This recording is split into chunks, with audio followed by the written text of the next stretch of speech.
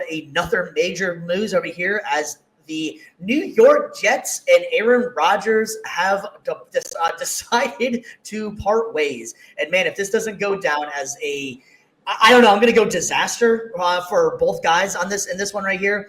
BC, what do you think? What's your thoughts on this one? And the writing was kind of on the wall. Most of the players were vibing with Rodgers. He didn't look happy there. BC, man, what's your thoughts on this one? No, this is step 2 for Aaron Rodgers in order to complete his Brett Favre arc. All he needs to do now, sign with Minnesota. The journey's complete. Get to a conference championship game and come close, but no cigar, and then it's all set. But no, I agree 100%. Like, you're losing the locker room, you're losing the players. They're not with you. It was just a disaster from the moment he stepped on the field, literally within like the first 3 plays. So that whole tenure, or this season, I don't think will summarize Rodgers' tenure with the Jets as well as last season, for better or for worse. Yeah, we want to give a quick shout out to Crypto Wolf, of course, one of our favorite guys on here. Is always checking in with us. Is Rodgers done, or what is he's checking in with us? Man, that's a great question, and I'm kind of leaning towards I think he is done. I think this is it for Rodgers. I think just him personally, he's the type of guy that I think that's going to write off. Now, I know he wants to go out on better terms. I just think the market as well. Who's going to go after him at this point? If you look at the teams that need quarterbacks, are you going to go after Aaron Rodgers? Now, I think, having said that, I think that Rodgers will be one of those guys that if somebody gets hurt in training camp, they're going to give him some play maybe. But really, you have to only look at a few teams, I think, that are actually going to work out. Maybe the Steelers, maybe the Browns, and maybe the Raiders.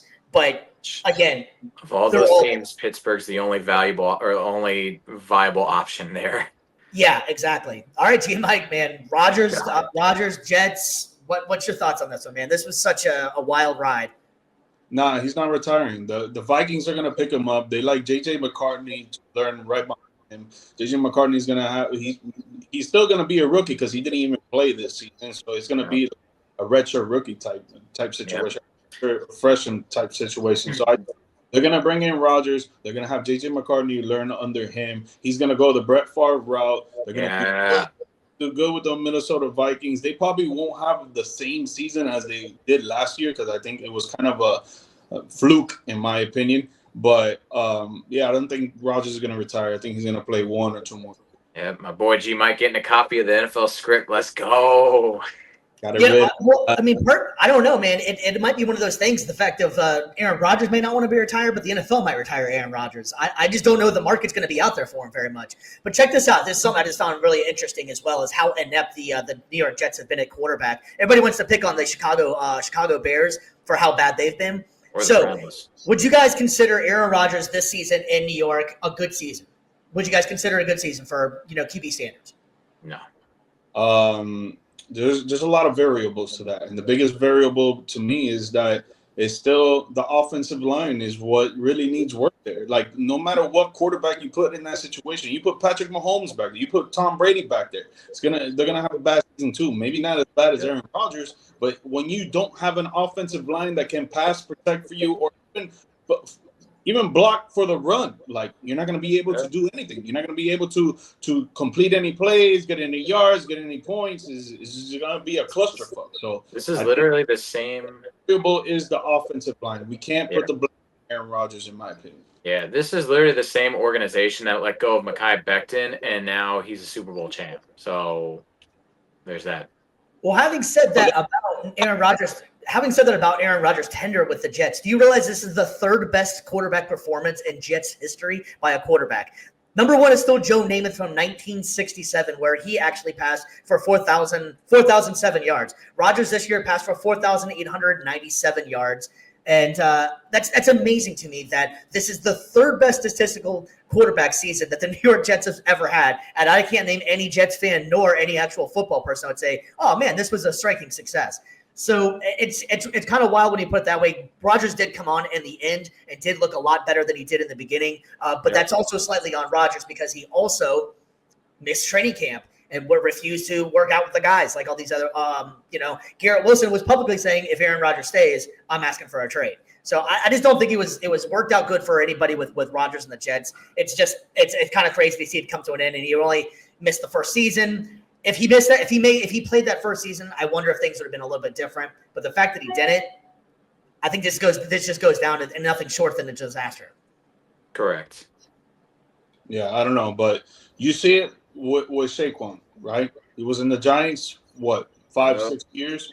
Didn't have an offensive line any single year there. Was damn trash. Goes to the Philadelphia Eagles team where they have a great offensive line, and he wins the Super Bowl the first year. Like, the bread is in the pudding, bro. It's there. It's there. It's the offensive line. If you do not have offensive line, you're not going to win any football games. Yep. All right, so you're going offensive line, and that Rodgers wasn't. It wasn't Rodgers. It was offensive line. That's what you think was. No, I don't think it's just primarily. Again, there's different variables. I'm just saying that the biggest variable is that the offensive line needs more work, and we can't just be blaming it on Rodgers. Not saying that Rodgers didn't have a bad year, because I think he did compared to the other years. But when you don't have an offensive line that can block for you, how are you able to have a good season? Well, honestly, I kind of put a little bit more blame on Rodgers on this one as well. Rodgers brought in his entire staff that he handpicked that he wanted. He brought in Hackett. Hackett sucks. He's a hack. You finally was able to get Devontae Adams. Brought your boy in. Devontae Adams did nothing there. You had a star wide receiver in Garrett Wilson, and was still couldn't get it to him, and was blaming people for him missing passes. I mean, you're still not addressing the offensive line. I haven't heard you say one thing about the offensive line that they fixed. Sure. So I mean, if he had an offensive line, you think this would have worked out great? I don't think it would have worked out great, but I think they would have been closer to try to get into the playoffs than they were of just tanking every single game. I mean, so whenever they got Darren Rodgers, though, their Super Bowl prediction, they were like Super Bowl bound. The Jets, So I mean, I think he just was a bust there. I don't think the offensive line is one thing for sure, but I mean, I think it's just both their fault. I think GM not putting the O-line in front of him, and I think it's Aaron Rodgers. Instead of prioritizing the offensive line like he should have, he wanted to bring his buddies in, and that's what messed you up. Like, as a you're a quarterback. You should understand this. You cannot get the job done without the boys up front. Again, I'm just bringing back the Bucks because I love this story. Baker Mayfield, offseason, taking his offensive line on vacation.